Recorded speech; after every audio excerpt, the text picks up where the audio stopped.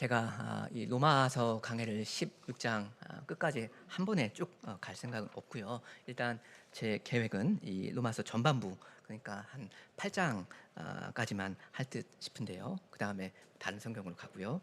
그래서 제 계획이 그런데 그 세부적인 내용에 이제 다음 주부터 뛰어들기 전에 오늘은 그 전반부 내용을 사랑하고 존경하는 성도 여러분과 함께 좀 조망해 보려고 합니다.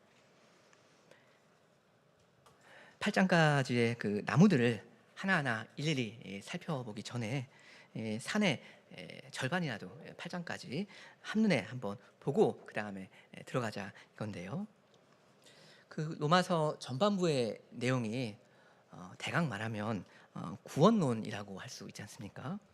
그래서 여러분 오늘 강서를 들으시고 로마서가 말하는 구원이라는 게 대강 이런 것이구나 하는 감이라도 좀 같이 우리가 잡으면 좋겠습니다. 이제 전반부의 윤곽을 좀 잡아보겠는데요. 몇 개 구절만 좀 대표로 군데군데 읽어가면서 보겠습니다. 먼저 1장 1절입니다.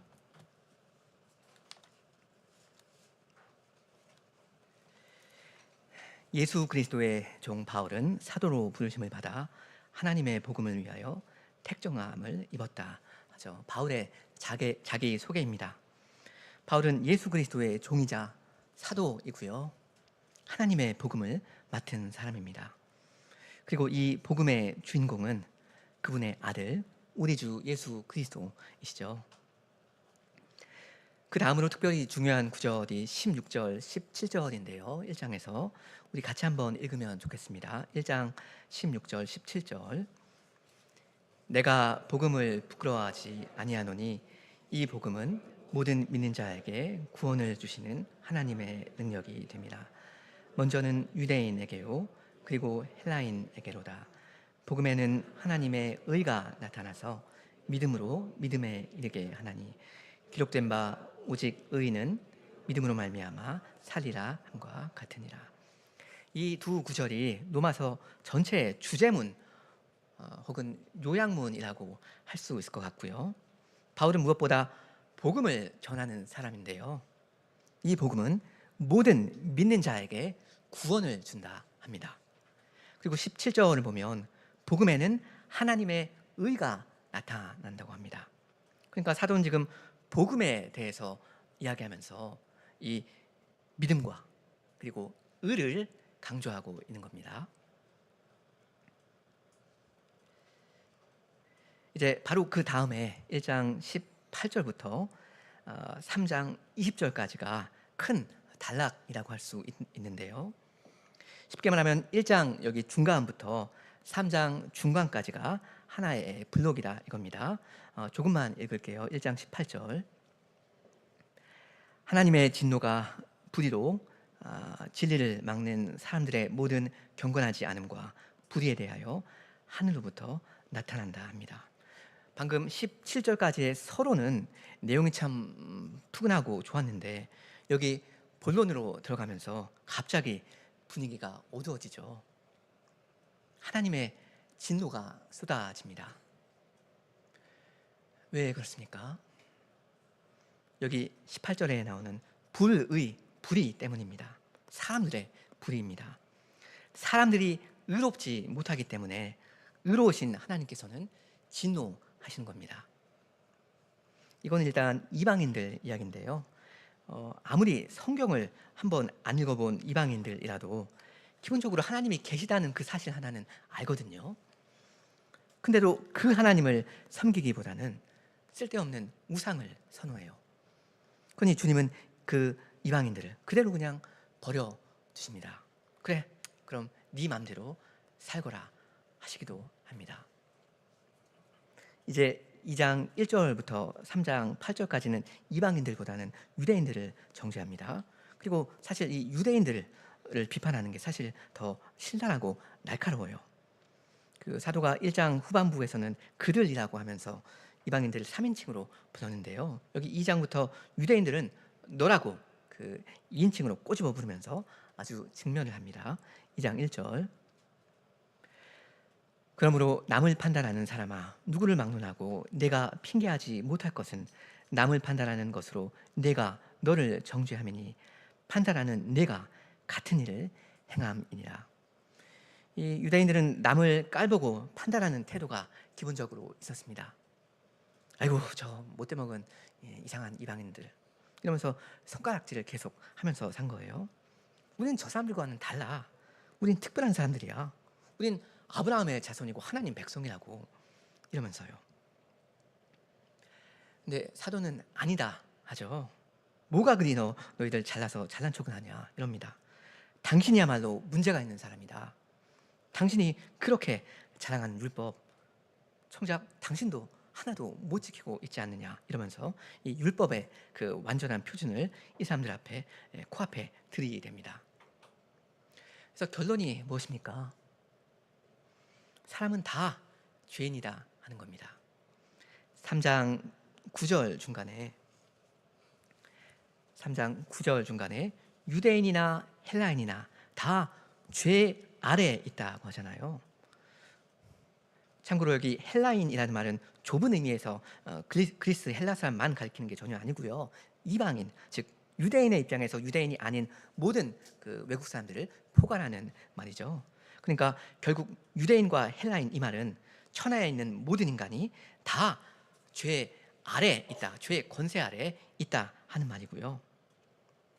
그러니까 의인은 없나니 하나도 없다 하는 이것도 문제이지만요. 우리 사람들에게 의가 없다는 문제를 넘어서서 우리들에게는 다 더러운 죄가 있다는 이 문제 중에 문제에 직면하게 됩니다. 3장 19절에 가면 우리가 알거니와 무릇 율법이 말하는 바는 율법 아래에 있는 자들에게 말하는 것이니 이는 모든 입을 막고 온 세상으로 하나님의 심판 아래에 있게 하려 함이라 하지 않습니까? 그러니까 율법이 말을 합니다. 율법한테 입이 있는 거예요.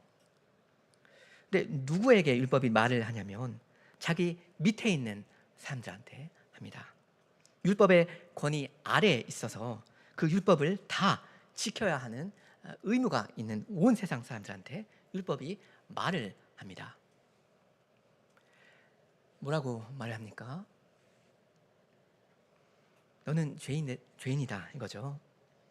이렇게 율법이 그 입을 열어서 모든 사람을 싹 다 정죄할 때 사람은 입을 열 수 없게 됩니다. 입은 있지만 할 말이 없게 되어버려요. 1장 20절 끝에서는 이방인들이 핑계치 못한다고 하셨고요. 그리고 2장 1절에서는 유대인들도 핑계치 못한다고 하셨잖아요. 똑같죠? 아 근데 주님 있잖아요. 이건 제가 어떻게 좀 설명할 수 있어요.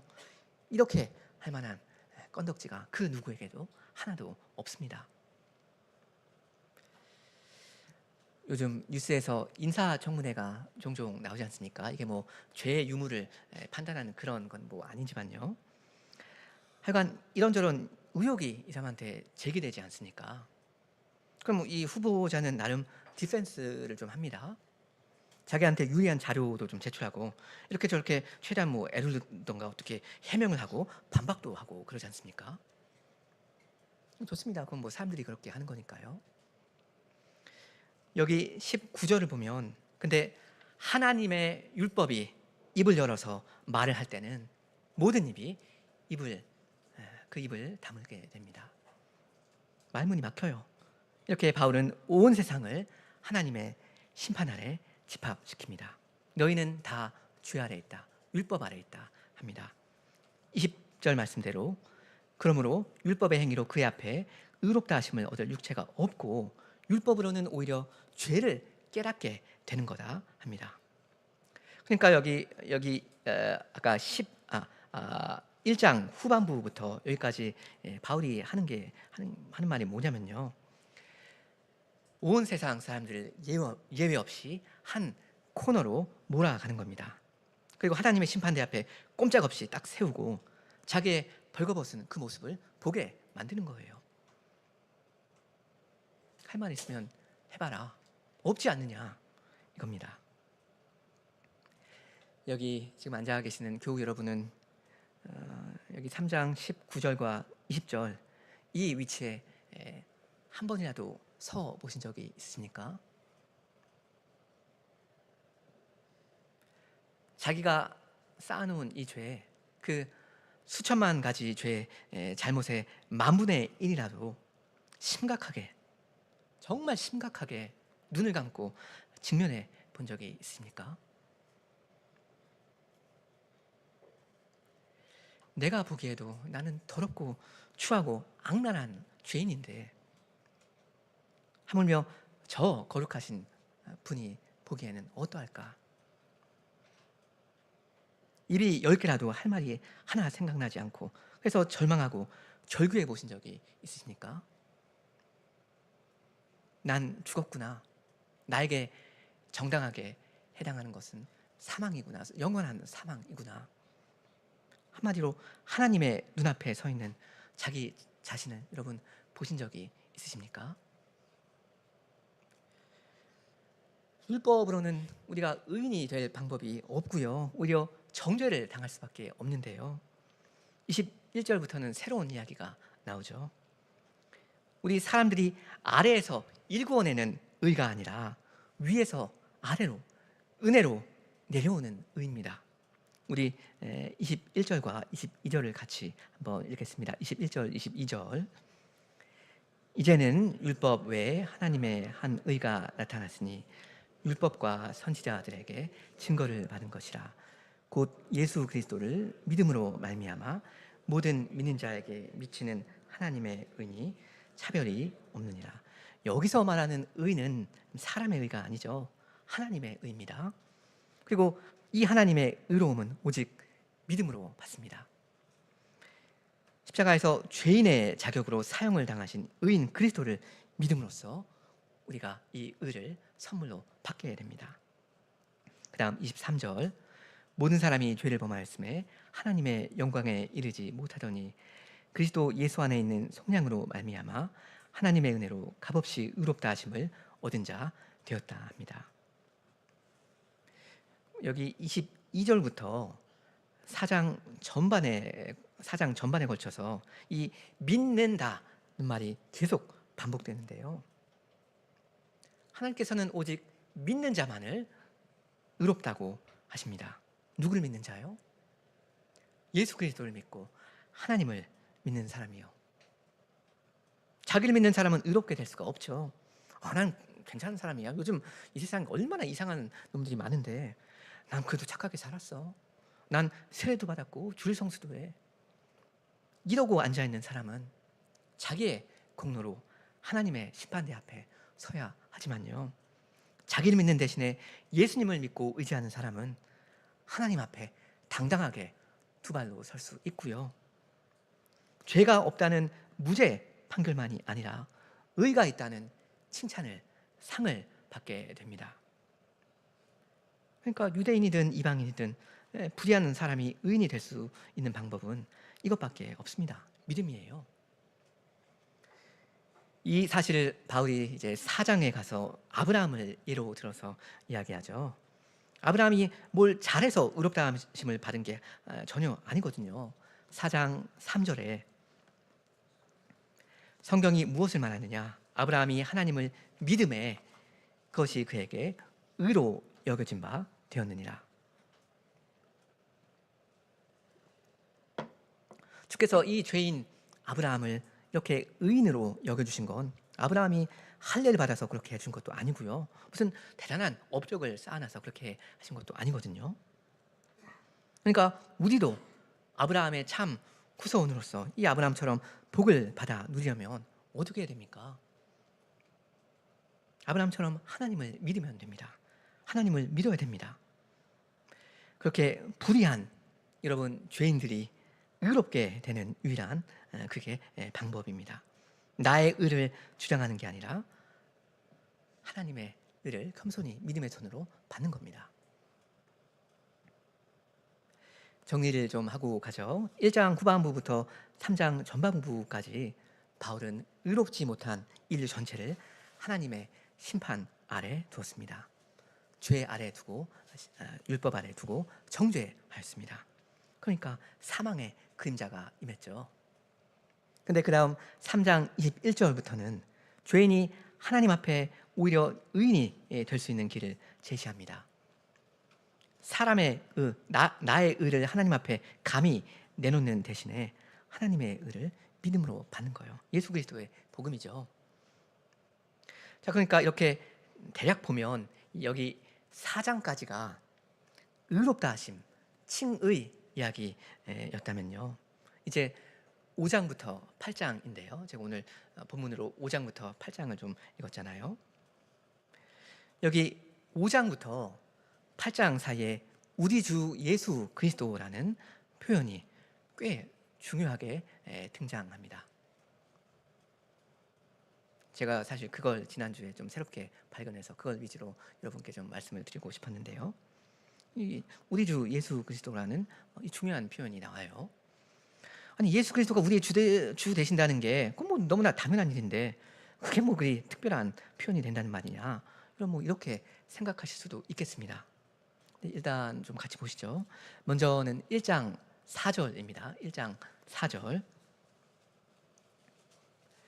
지금 8장까지 해서 우리 주 예수 그리스도라는 표현이 나오는 부분을 전부 다 이제 순서대로 찾아볼 건데요. 1장 4절 예수님 이야기인데요. 성결의 영으로는 죽은 자들 가운데서 부활하사 능력으로 하나님의 아들로 선포되셨으니 곧 우리 주 예수 그리스도시니라. 자, 여기 우리 주 예수 그리스도라는 그 표현이 나오지 않습니까?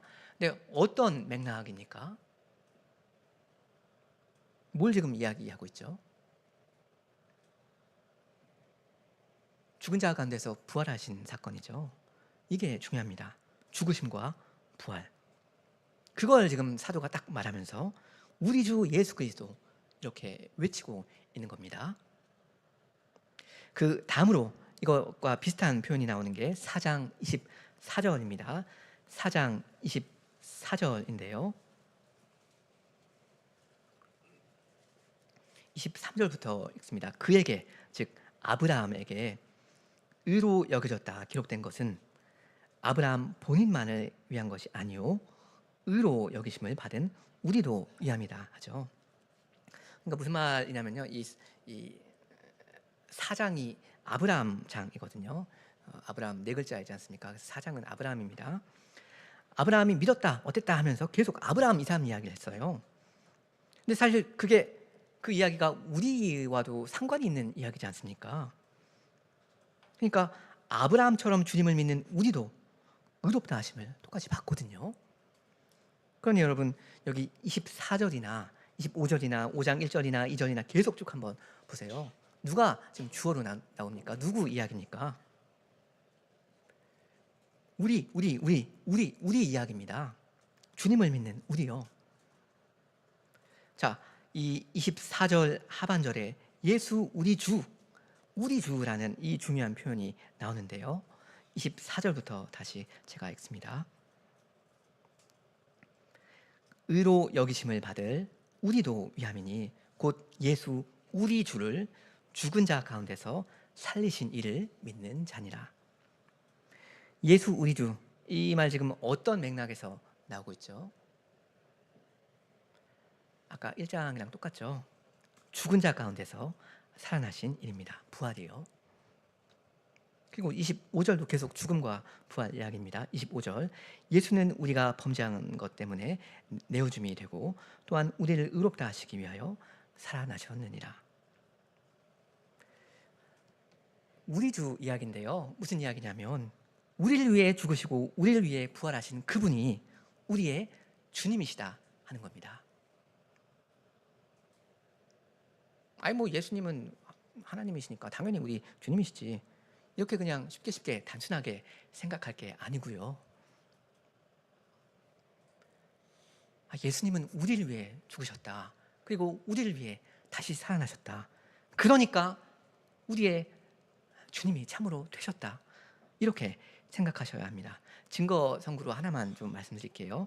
그 사도행전 2장 36절인데요. 사도 베드로의 오순절 설교입니다. 거기서 베드로가 이렇게 말해요. 그런즉 이스라엘 온 집은 확실히 알지니 너희가 십자가에 못 박은 이 예수를 하나님이 주와 그리스도가 되게 하셨느니라. 십자가에 죽으셨던 예수를 하나님께서 일으키시고 높이셨는데요. 그 사건을 지금 사도가 어떻게 해석합니까? 이건 예수를 주와 그리스도가 되게 하신 거다, 이렇게 선언을 해요. 예수가 주 그리스도가 되신 겁니다. 예수님이 우리의 주님이 되셨는데요, 이건 우리를 위해 죽으시고 우리를 위해 부활하심으로 그렇게 된 거다, 이거예요. 한마디로 우리 주, 이 말은 사망을 이기신 그리스도의 부활에 붙여서 이해해야 한다 하는 겁니다. 다시 한번 말씀드릴게요. 우리 주라는 이 말은 사망을 이기고 승리하신, 사망을 정복하신 그리스도의 부활에 딱 붙여서 이해를 해야 한다 겁니다.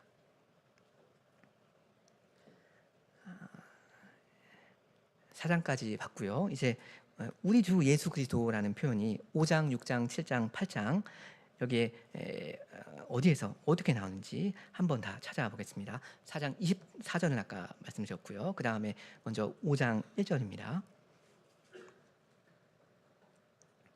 그러므로 우리가 믿음으로 의롭다 하심을 받았으니 우리 주 예수 그리스도로 말미암아 하나님과 화평을 누리자. 앞에서 계속 이어지는 내용이죠. 그 3장 후반부, 4장이 다 이신칭의 이야기였으니까요. 그 믿음으로 의롭다 하시면 합니다. 여기 5장 제일 처음에 우리 주 예수 그리스도로 말미암아 하나님과 화평을 누린다고 하지 않습니까? 이 표현이 근데 그 다음 어디 또 나오냐면 이 단락의 마지막 구절에 나옵니다. 5장 11절인데요. 11절, 그뿐 아니라 이제 우리로 화목하게 하신 우리 주 예수 그리스도로 말미암아 하나님 안에서 또한 즐거워한다 합니다. 그러니까 하나님과 한때 원수되었던 우리가 이제 화평을 누리기도 하고 환난 중에 오히려 즐거워하기도 하고 하나님의 사랑을 확신하기도 하는데요. 그 비결이 뭐라는 겁니까? 그리스도의 죽으심과 다시 사심입니다. 부활이요. 예수님이 우리의 주님이 되셨기 때문에 우리가 이러한 은혜들을 누린다, 이거예요. 그 다음 5장 12절부터 마지막 절이 굉장히 이 로마서에서 중요한 단락이 되는데요. 여기서 바울은 온 인류의 대표자 아담과 그리스도를 1대1로 비교하고요. 포인트는 아담 한 사람 때문에 죄와 사망이 왔는데 그리스도는 정반대의 일을 우리를 위해 하셨다는 겁니다. 원래는 여러분 그 천하 만민이 다 아담한테 속해 있었잖아요. 유대인이든 이방인이든 전부 다요. 근데 그리스도를 믿는 사람은 아담이 아니라 이 그리스도께 속하게 되고요. 이 죄인으로 억울하게 정죄받았다가 죽으셨다가 살아나신 그분 덕분에 의와 생명을 누리게 됩니다. 이 단락의 결론 부분 21절 마지막 부분 우리 같이 한번 읽으실까요? 5장 21절, 이는 죄가 사망 안에서 왕노릇한 것 같이 은혜도 또한 의로 말미암아 왕노릇하여 우리 주 예수 그리스도로 말미암아 영생에 이르게 하려 합니다. 여러분, 죄는 일종의 왕입니다. 이 죄가 왕노릇을 해요. 다스립니다. 유대인이든 이방인이든 천하 만민을 통치하는데 무엇 가운데 통치합니까? 사망 가운데 통치합니다. 이래라 저래라 지시를 하고 주관하고 조종을 합니다. 죄의 노예들로 만드는 거죠. 그리고 이 사람들은 또 죄의 노예이면서 그러므로 사망의 노예들입니다. 그러니까 이 죄라는 놈은 왕인데요. 일종의 왕인데 죽이는 왕입니다. 근데 어떤 사람들은 죽이는 왕, 이 죄의 다스림 아래 있지 않아요. 어떤 사람들입니까? 예수님을 우리의 주와 우리의 왕으로 모시는 신자들입니다. 이 백성들은 은혜의 다스림 아래 있고요. 우리 주 예수 그리스도로 말미암아 21절 끝에 보시면 어디에 이릅니까? 영생에 이릅니다. 왜 그렇죠? 사망을 뒤로하고 생명으로 부활하신 예수님이 우리의 주님이 되어주셨으니까 그렇습니다. 예수님은 살리시는 왕이거든요. 이분의 우리가 백성이 되고 우리가 그분께 연합되면 그분이 죽으시고 살아나신 것처럼 우리도 똑같이 되는 거예요. 그 다음 6장인데요. 6장은 좀 도발적인 질문으로 시작하죠. 6장 1절. 그런즉 우리가 무슨 말을 하리요? 은혜를 더하게 하려고 죄에 거하겠느냐? 죄가 많아지면 그 은혜를 덮는 은혜도 더 풍성해지니까 뭐 실컷 죄 짓고 주님의 은혜를 막 찬송하면서 그러면 되지 않느냐? 이런 어리석은 질문이잖아요. 여기에 대한 사도의 답이 뭡니까? 그리스도의 죽음과 부활이죠. 그게 우리한테도 이루어졌다는 사실입니다. 2절. 그럴 수 없느니라. 죄에 대하여 죽은 우리가 어찌 그 가운데 더 살리요? 무릇 그리스도 예수와 합하여 세례를 받은 우리는 그의 죽으심과 합하여 세례를 받은 줄을 알지 못하느냐? 연합되었다는 말입니다. 그러므로 우리가 그의 죽으심과 합하여 세례를 받음으로 그와 함께 장사되었나니, 그러니까 그리스도와 연합된 상태로 죽었다 이거죠. 이는 아버지의 영광으로 말미암아 그리스도를 죽은 자 가운데서 살리심과 같이 우리로 또한 새 생명 가운데 행하게 하려 함이라. 죽었던 사람이 새로운 생명 가운데 걸어갑니다. 그러니까 우리는 더 이상 죄의 종이 아니다. 왜냐하면 그리스도와 함께 죄에 대하여 죽었으니까 그렇다 합니다. 죄와는 결벌을 깨끗하게 했습니다. 빠이빠이. 우리 신자들은 죄로부터 이미 해방되었고요. 그래서 사망이라는 열매를 얻는 게 아니라 영생을 누리게 됩니다. 그 영생 언제부터 누리죠? 죽으면 그때부터 누린가요? 이 생에서부터 그 영생을 누리죠. 그 6장의 마지막 구절도 우리 같이 읽겠습니다. 23절. 죄의 삭은 사망이요 하나님의 은사는 그리스도 예수 우리 주 안에 있는 영생이니라. 여기 아까 그 공통점을 좀 찾아보십사 했잖아요. 5장, 6장, 7장, 8장의 마지막 부분. 6장을 마무리하는 9절에도 일단 그리스도 예수 우리 주라는 말이 있네요. 그 말이 그 5장, 6장, 7장, 8장 끝에 계속 나오거든요. 우리가 얼마든지 의를 행하고 영생을 지금 누릴 수 있는 건 예수님이 우리의 주님이시기 때문이죠. 그분의 백성 우리를 위해 죽으시고 다시 사신 우리 주님과 우리도 함께 죽고 살았기 때문입니다. 5장, 6장 봤고요. 7장으로 가봅니다. 7장은 율법에 대한 장이인데요. 이 죄라는 이 끔찍한 놈이 율법을 이용해서 악용해서 사람들을 다 사망으로 몰아간다라고 사도는 말합니다. 죄, 율법, 사망 이겁니다. 근데 그리스도를 믿는 신자는 우리를 정죄하는 율법에 대해 이미 죽었거든요. 아까 6장에서는 우리가 뭐에 대하여 죽었다고 했죠? 죄에 대해서 죽었다고 했죠. 근데 여기 7장에서는 우리가 율법에 대하여 죽었다고 합니다. 그 결과는 우리가 사망과 상관이 없게 되었다 하는 겁니다. 신자가 된 우리의 주는 이제 누구입니까? 죄도 율법도 아니죠. 주 그리스도이십니다. 주 그리스도의 백성은 그러니까 무엇 아래 있지 않습니까? 사망 아래 있지 않습니다. 더 이상. 그렇기 때문에 이 바울이 7장 24절에서 오라 나는 곤고한 사람이로다. 이 사망의 몸에서 누가 나를 건져내랴. 이렇게 울부짖으면서도 25절에 우리 주 예수 그리스도로 말미암아 하나님께 감사한다. 이렇게 소망 중에 기뻐할 수가 있는 겁니다. 죄라는 것 여러분 잘 알지 않습니까? 굉장히 끈질긴 놈입니다. 그래서 어려움이 없지 않아 있습니다. 맞아요. 그러나 그리스도께서 우리의 주님이시라는 사실 이거 하나 생각하면 죄와 분투하는 그 와중에도 하나님께 감사할 수 있습니다.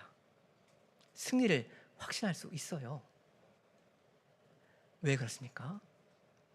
완전한 부활의 소망이 있기 때문입니다. 그리스도께서 사망을 정복하셨기 때문입니다. 내가 그 그리스도와 연합되었기 때문입니다. 그 다음 8장. 8장은 너무나도 아름다운 장이죠. 저번에 전체를 한번 읽었습니다.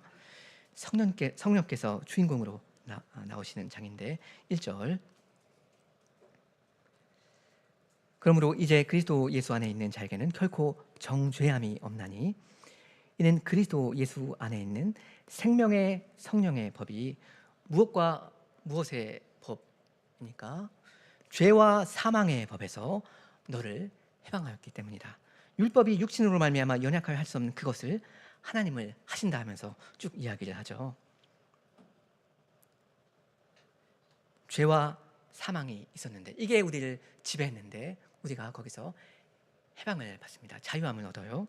성령이 우리 신자들 안에 거하셔서 우리가 죄를 범하지 않고 이젠 율법을 지킬 수 있게 해주시고요. 이제 생명을 누릴 수 있게 해주십니다. 그리고 우리가 하나님의 자녀인 사실을 확신하고 우리 고난을 이해하고 인내할 수 있게 해주십니다. 그러면서 이제 8장은 하나님의 사랑 이야기로 끝나잖아요. 근데 여기도 우리 주 그리스도 예수라는 말이 또 나옵니다. 38절.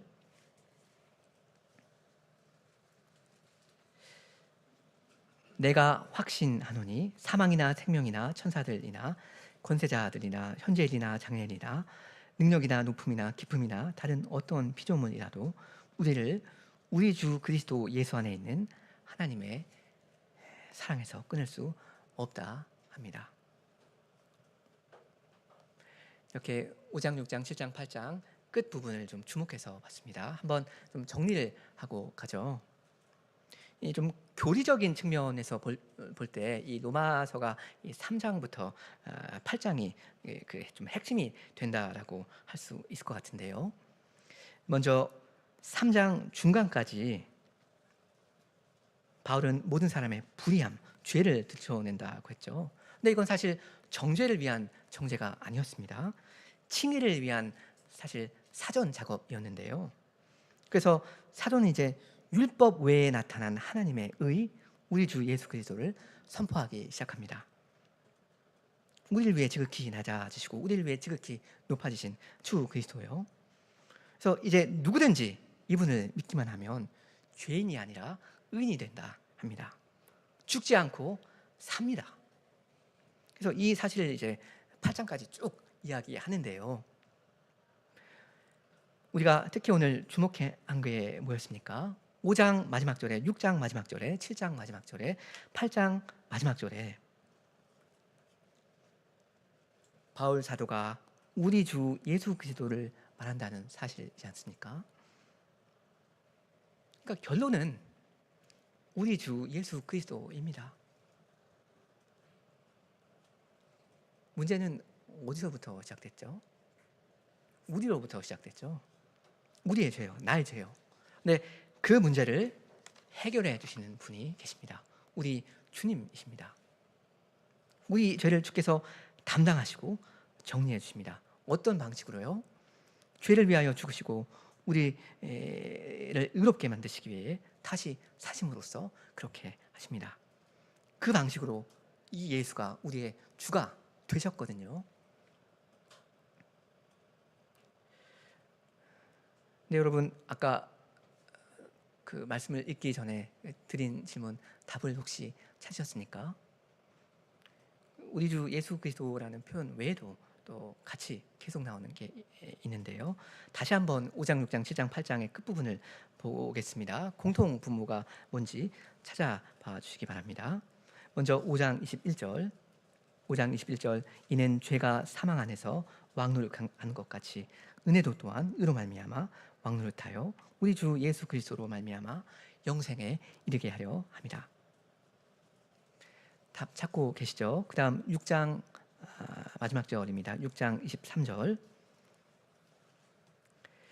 죄의 삭은 사망이요 하나님의 은사는 그리스도 예수 우리 주 안에 있는 영생이니라.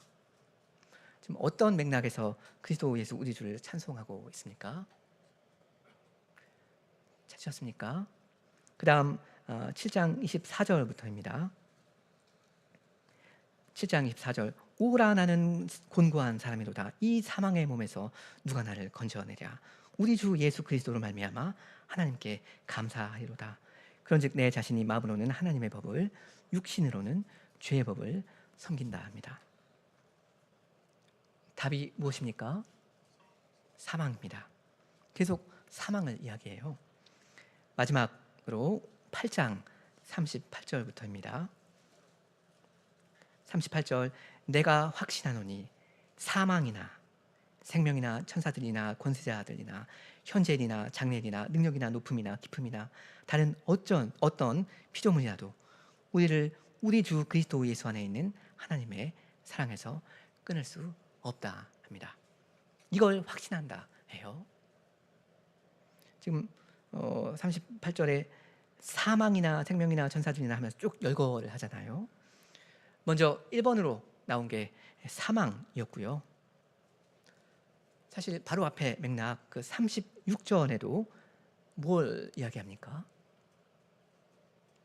신자의 죽음의 현실을 이야기하죠. 36절 기록된 바 우리가 종일 주를 위하여 죽임을 당하게 되며 토살당할 양같이 여김을 받았다 함과 같으니라.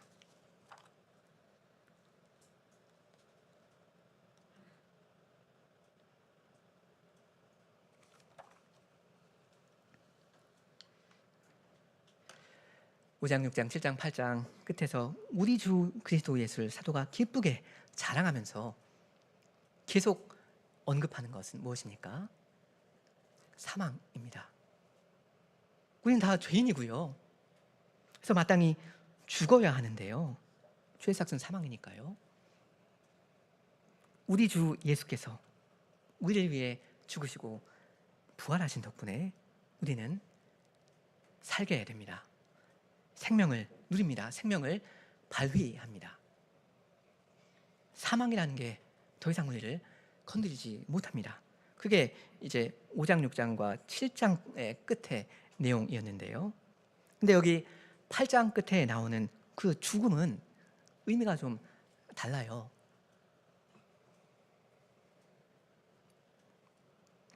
왜냐하면 8장 36절에 우리의 죽음을 분명 이야기하는데요. 우리가 종일 주를 위하여 죽임을 당하게 되었다 할 때 무슨 이야기하는 거죠 지금? 이건 우리가 원래 우리의 죄 때문에 원래 죽어야 되는데 다행히도 그걸 면제받았다. 지옥 안 가도 된다. 영원한 사망 당하지 않아도 된다. 이 이야기입니까? 그 이야기가 전혀 아니고요. 이건 사망으로부터 우리가 벗어났다는 말이 아니고요. 우리의 매일 사망의 현실 한복판 안에서도 괜찮다 하는 겁니다. 사도가 지금 무슨 이야기를 하는 겁니까? 하나님께서 선물로 주신 이 생명을 우리가 이제 신자로서 다시 하나님께 다 바쳐도 된다 하는 겁니다. 이 한 생명 남김없이 주께 다 드려도 된다. 순교해도 된다. 어차피 우리 주 그리스도 예수 안에 있는 사랑에서 못 끊지 않느냐. 나 그거 확신한다 이겁니다. 내가 확신하노니 이걸 지금 믿는다 하는 겁니다.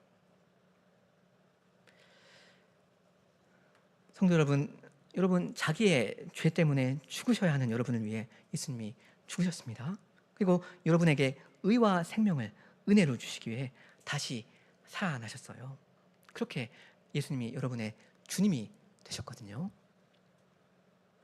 그러니까 그분이 여러분의 주님이시기 때문에 이제 여러분 멸망 안 하십니다. 왜냐하면 이분이 사망을 정복하셨으니까요. 여러분 안 죽어도 됩니다. 멸망하지 않습니다. 그러나 동시에 오늘 제가 좀 여러분에게 강조하면서 말씀드리고 싶은 건, 그러나 동시에 그리스도가 여러분의 주님이시기에 이제 여러분은 죽으셔도 됩니다. 주님께 여러분의 그 한평생을 유감없이 살아 바칠 수 있고요. 요구하신다면 목숨마저 맘 놓고 얼마든지 내놓으실 수가 있습니다. 그렇게 하셔도 되고요. 그렇게 하셔야 합니다. 일평생 사망을 이기면서 여러분 참으로 살 수가 있습니다. 왜냐하면 사망조차도 우리를 우리 주 그리스도 예수 안에 있는 하나님의 사랑에서 끊지 못하게 되었기 때문입니다.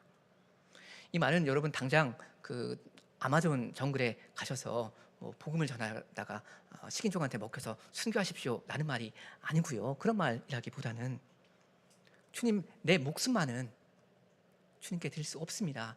이만큼은 내가 주님께 못 드립니다. 내 주님을 위해 살겠습니다. 하지만 주께서 나를 위해 죽으라 하시면 그거 하나는 못 하겠습니다 라고 유보하고 있는 것, 그것마저도 주님께 드리셔도 된다 하는 겁니다. 그래도 괜찮습니다. 그렇게 하셔야 합니다. 그걸 여러분 확신하면서 능력 있게 살아가셔야 합니다. 나 원래 지옥 갈 뻔했는데 거기 대신에 천당 간다니 얼마나 참 다행이냐, 참 감사하다. 물론 감사한 일이지만 그런 정도에 머물러 계시지 마시기 바랍니다. 여러분에게 주신 여러분의 생명을 여러분의 주님께 기꺼이 다 바치는 그런 믿음을 발휘하면서 사시면 참 좋겠어요. 그러니까 로마서에는 죄의 문제도 있지만요, 우리의 최종 원수 사망의 문제도 있습니다. 그런데 주 그리스도의 은혜로 자기의 죄를 직면한 사람은 자기의 죽음을 직면할 힘을 얻게 됩니다. 그리고 죽음을 정복하면서 살 수 있게 됩니다. 정말로 살 수 있게 돼요.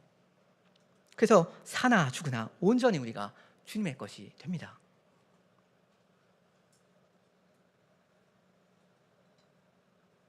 사망을 조롱하면서 사는 신자의 생활, 우리의 최종 원수를 이 생에서부터 막 놀리면서 살 수 있는 그러한 신자의 자신감, 이것이 참으로 신자가 믿음으로 그리스도께 연합된 증거가 될 겁니다.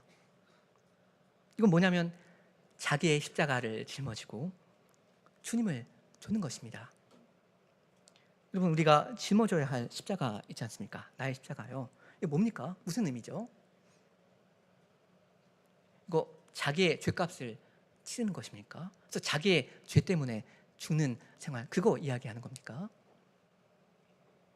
아니잖아요. 신자의 십자가의 죽음, 이건 죄인이 아니라 의인으로서 죽는 죽음입니다. 왜냐하면 죄의 삭도 사망이지만 사실 의의 삭도 이 세상에서는 사망이거든요. 여러분, 참으로 선을 행하면서 그리스도의 증인으로서 그리스도를 이 세상 가운데 쫓아가 보십시오. 그럴 때 치러야 할 대가가 없겠습니까? 이 세상이, 이 악한 세상이 주님을 가만히 놔두었습니까? 여러분을 가만히 놔두겠습니까? 주님을 핍박한 사람들이 그 주님의 종들, 여러분 또한 핍박할 겁니다. 그러나 주님의 백성은 믿음으로 살아갑니다. 주께 내 생명을 다 맡기고 전진합니다. 여러분, 주님께 받은 그 생명 다 주님께 바치시면 좋겠습니다. 그것이 믿음입니다. 주님을 위하여, 주님의 교회를 위하여 이 사망의 짐을 즐거이 짊어지는 부활의 생명 가운데 늘 행하시기 바랍니다. 여러분, 죄인으로서 당해야 하는 그 사망, 그거 면제받으셨다면 이제는 의인으로서 여러분의 그 끔찍한 죽음마저도 직면하실 수 있습니다. 그것이 뭐냐면 그리스도와 믿음으로 온전히 연합되는 신자의 삶입니다. 아무 죄 없이 토살당하신 우리 주 예수님처럼 의인으로서 살다가 의인으로서 죽는 행복한 삶입니다. 그런 생명을 우리가 다 함께 누리면 좋겠습니다. 함께 기도하시겠습니다.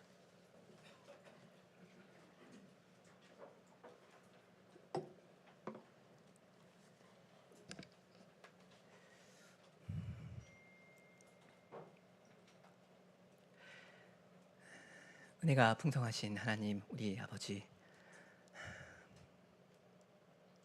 하나님의 거룩한 율법의 표준 아래 저희가 다 죄인이오며, 그러므로 죄의 삭은 사망이오 하신 대로 저희는 죽되 영원히 죽어야 마땅한 그러한 죄들이옵니다. 그러나 율법에 하나님의 한 의가 나타나서 저희가 그리스도 한 분을 믿음으로 죄의 세력에서 벗어나며, 뿐만 아니라 사망의 세력에서 완전히 벗어나 의를 행하며 생명을 누리며 살아갈 수 있게 하여 주시오니 감사합니다. 주님, 이 사람들은 죄 가운데 살아가며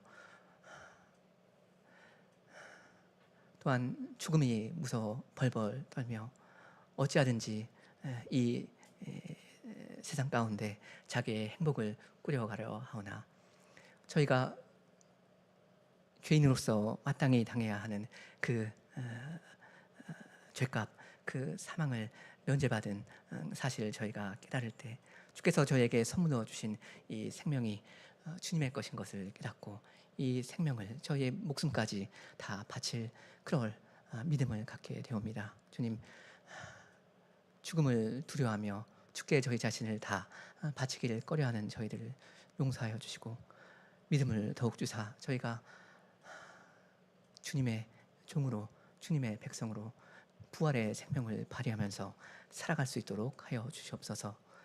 예수님의 이름으로 기도합니다. 아멘.